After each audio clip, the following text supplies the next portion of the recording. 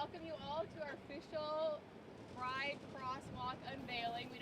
There is a new addition to the intersection of Schmon Parkway and Sir Isaac Brock Way.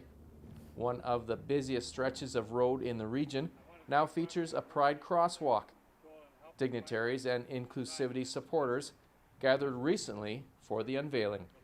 And the visibility shows that accountability, the fact that our municipalities, our leaders, the people in our community that are influencing are actually putting actions behind their words. They're making a visible action. And that counts for so much more, because too often we're told, oh, we'll fix that, that'll be addressed, blah, blah, blah, but it's not visual. So to show that you actually support this marginalized group visibly and that it's something that's going to stay for the entire year, it speaks volumes. This is what we should have. This is being treated equally. So we shouldn't feel bad about doing that, but we do need to speak up. We do need to talk to our leaders. We do need to talk to our municipalities and say, it's time that you are proactive. It's time that you lead by example, like today, which is amazing. So it takes a lot more to be an ally than a sticker. It's a constant education, and that's something that people have to remember. You can't cherry pick rather who you will support and when. If you're going to help the marginalized people, you help all marginalized people. The design of the crosswalk that is just steps away from campus was developed by the Brock University Human Rights and Equity Office.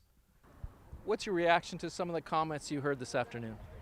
Inspiration. I'm inspired by what I've heard from volunteers within the Niagara community, our seniors who've come before us in protesting for our rights and allowing us to be free and leading to the freedom to have a crosswalk right here on the doorsteps of Brock University.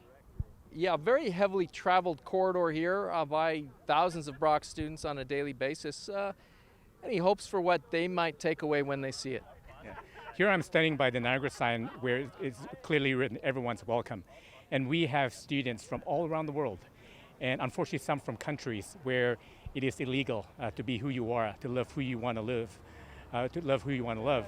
And for them coming here and seeing how visible the Rainbow Crosswalk is, sends a strong message that if you are queer, if you are somebody who comes from a household where you've got a brother, a sister, or a parent who's queer, it's okay, it's safe. And that's the type of message that we will send to our community here, and then when they decide to move on from Brock University. It's hoped that the sidewalk will serve as a symbol of the region's diversity and inclusion. Well, I think today you heard the stories, and they're heartwarming, right? And some things you don't realize we take for granted, but I think that's why these type of events are important, because people tell their story, we get that story out in the community, and it resonates.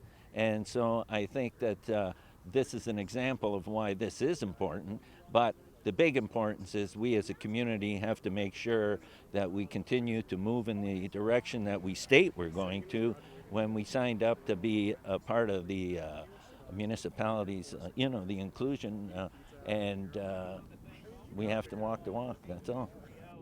In Niagara, you're watching The Source on your TV.